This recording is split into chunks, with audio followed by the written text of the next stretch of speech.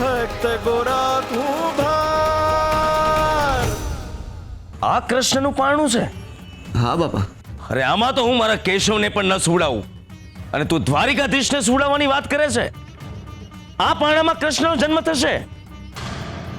આખા રાજ્યમાં મારી પ્રતિષ્ઠા પર તું પાણી ફેરવવા માંગે છે. લોકો કહેશે કે ગિરધરદાસ પાસે કૃષ્ણના જન્મોત્સવ માટે પારણું લાવવાના પણ કાવડિયા નથી. તો હું કરું બાપા? જા ને આખા રાજ્યમાંથી મોંઘામાં મોંઘું પારણું લઈને આવ. મોંઘામાં મોંઘું. હવે મારી સામે જોઈ શું રહ્યો છે? જટ જા ને પારણું લઈને આવ. જટ જા.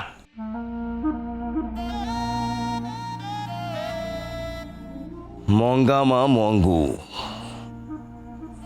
આ વખતે તો અત્યાર સુધી મારા વેડફાયેલા તમામ વર્ષોનું સાટું હું વાળી દઈશ. એવો કૃષ્ણ જન્મોત્સવ ઉજવીશ કે ચારે બાજુ બોલબાલા થઈ જશે. આખાય પંથકમાં વાહ વાહ થઈ જશે. શ્રી હરિ નમો નારાયણાય.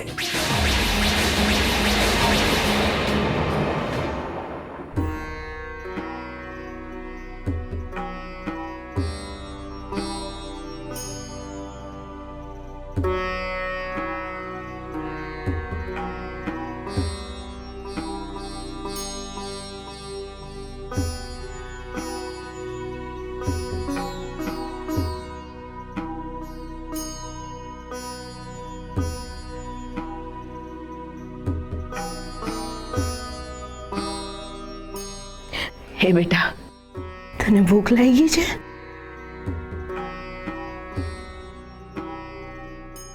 ભગત,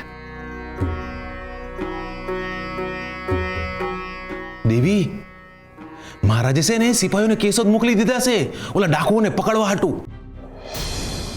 એટલે હવે ગોરા છે ને એકદમ ઝટ જડી જાય હો. અને દીકરી, આપણે છે ને તારા મા બાપાની ગોતી પાડીશું. હો,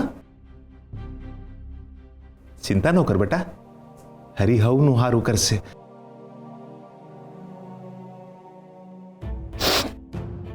એ બેટા, તારા મા બાપાનું નામ શું છે? દીકરી, એ ક્યાં રહેશે? કેશોદમાં જ? ના, મને કઈ યાદ નથી. એ બેટા, આમ થોડુંક યાદ કરવાનો પ્રયત્ન કરને. જો તને આમ થોડુંક યાદ આવી જાય ને તો મહારાજ છે ને એ તારા મા અને બાપાને હટ ગોતી પાડશે. બોલ ને દીકરી. મને કઈ યાદ નથી. હું નાની હતી ત્યારે મને ડાકુ ઉપાડી ગયો તો.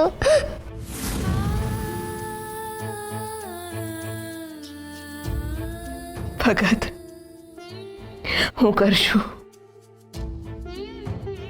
આને તો એના મા બાપ યાદ નથી.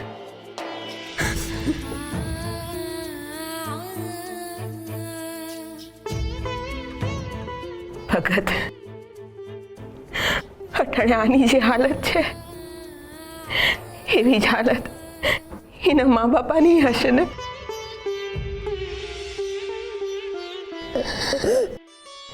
હે બેટા, તને ભૂખ લાગી હશે ને? હાલ, હું તારા હાટુ રોટલા ઘડી દઉં. હાલ બેટા. માં!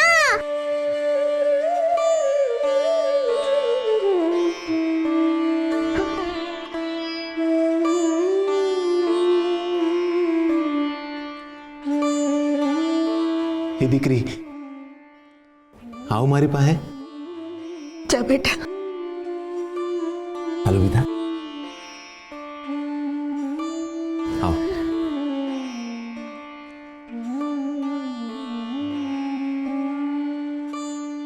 તને ખબર છે આમની પાસે જે માંગીને એ હંધુય મળી જાય. હો, હાલ, હાથ જોડ.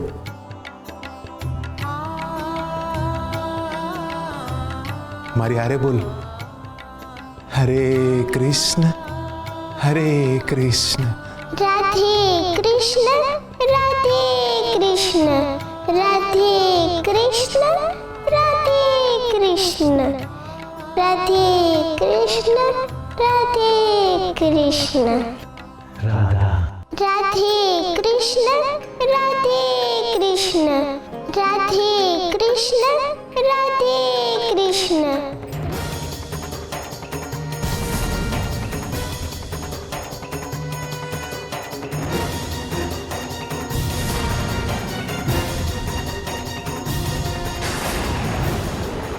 પૂજારી બાપા, તમે બને આમ અવાચક કેમ થઈ ગયા?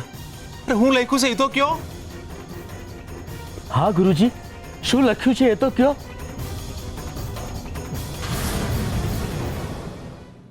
હા ગુરુજી, શું લખ્યું છે એ તો કયો.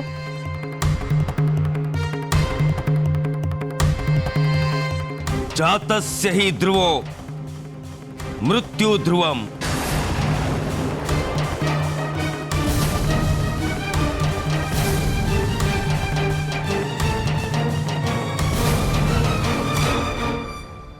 એટલે પુલકેશીભાઈ, આ પૂજારી બાપાજી બોલ્યા એનો અર્થ તો અમને સમજાવો. જી ગુરુજી, આનો અર્થ અમને સમજાવો. પૂજારી બાપા, હું લખ્યું છે એ તો કયો. આ કાગળ દ્વારા આપણને ચેતવણી આપવામાં આવી છે. ચેતવણી? કેવી ચેતવણી પૂજારી બાપા? આ કાગળમાં શ્લોક રૂપી લખવામાં આવ્યું છે કે જે કોઈ મારો એટલે કે શ્રી કૃષ્ણનો જન્મ મનાવશે નહીં, એનું પારણું ઝુલાવશે નહીં, એના ઉપર શ્રી કૃષ્ણનો પ્રકોપ ઉતરશે.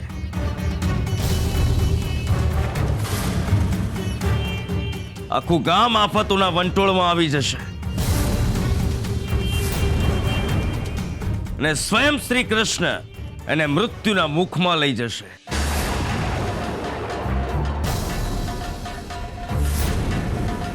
એટલે આવતીકાલે આપણે કૃષ્ણ જન્મ નહીં ઉજવીએ તો તો અહીંયા ઉભેલામાંથી કોઈ એકનું મૃત્યુ નિશ્ચિત છે.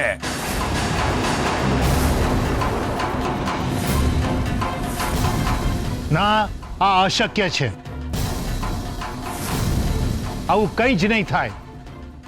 તો શું આ કાગળમાં લખેલું ખોટું છે? આ કાગળમાં જે શ્લોક લખ્યો છે આવો કોઈ શ્લોક કોઈ શાસ્ત્રમાં નથી. ઈશ્વર શાસ્ત્રોથી પર છે. એમણે લખેલા દરેક વાક્યો બ્રહ્મ વાક્ય છે. એમને કોઈ ખોટું ના પાડી શકે.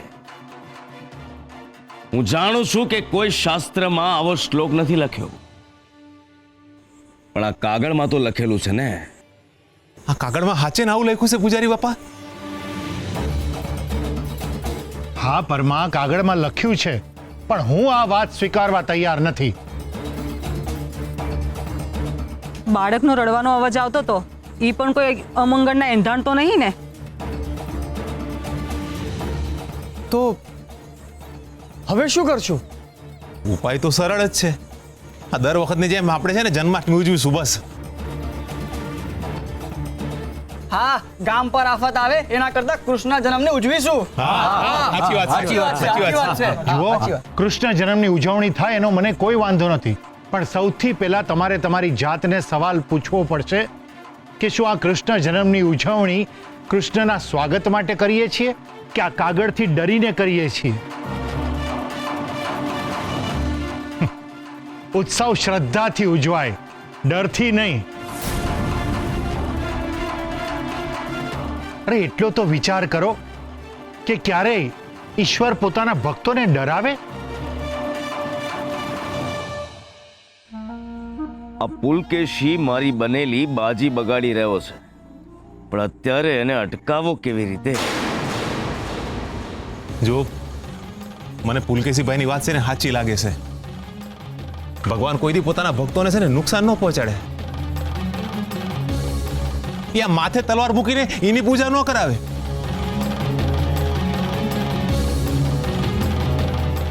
માફ કરજો પૂજારી બાપા, મને છે ને શાસ્ત્રનું જ્ઞાન નથી, પણ મારા હરીને હું બરાબર ઓળખું છું. અરે પોતાના હાથ ભાઈ બહેનોને જીને મારી નાખ્યા એવા કંસને પોતાના જન્મ બી એ નહોતો માર્યો. મારા હરીએ જીને મારવા હાટું જન્મ લીધો એને નહોતો માર્યો, તો આપણે તો એના વાલા બાળકો છીએ. આપણે કદાચ ભૂલ કરીને તો હરી સમજણ દે, સજા ન આપે. ના ના, આ કાગળ છે ને એ હરીએ નથી લખ્યો. ના, તો પછી આ કાગળ કોણે લખ્યો હશે? આ કદાચ આપણા બધાને બીવડાવવા હાટું આ કોઈએ તોફાન કર્યું હોય. હા, એવું જ બન્યું હશે. આ કાગળથી કોઈએ ડરવાની જરૂર નથી.